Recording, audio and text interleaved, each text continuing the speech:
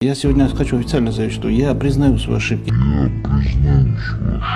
Да, были ошибки с нашей стороны, с югославянской стороны. Эти же ошибки заключались в чрезмерной любви к России и доверие к тем людям, которые Россия направляла в Южную Осетию.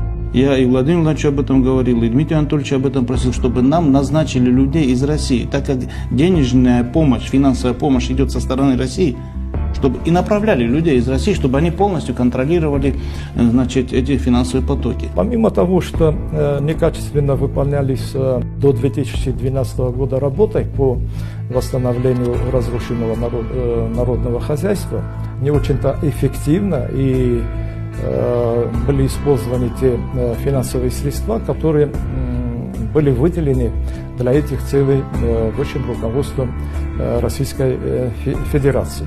С самого начала меня во всем поддерживал председатель правительства тогда Владимир Владимирович и Дмитрий Анатольевич. Любые просьбы югославянской стороны, они удовлетворялись. На те или иные работы полностью выделялись деньги.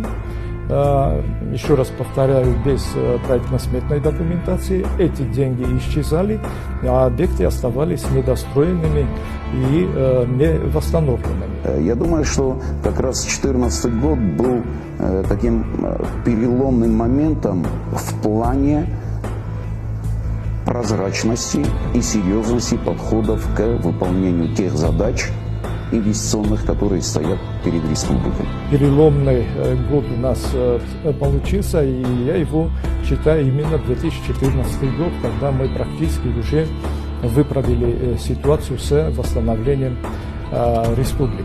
Без сомнения, в этом есть заслуга руководства республики, правительства республики. В этом, конечно, мы только можем высказать слова благодарности. А то, что на самом деле очень много времени было потрачено и очень много денежных средств ушло, и которые исчезли, да, это и по сегодняшний день дает, конечно же, о себе знать. Я признаю свои ошибки.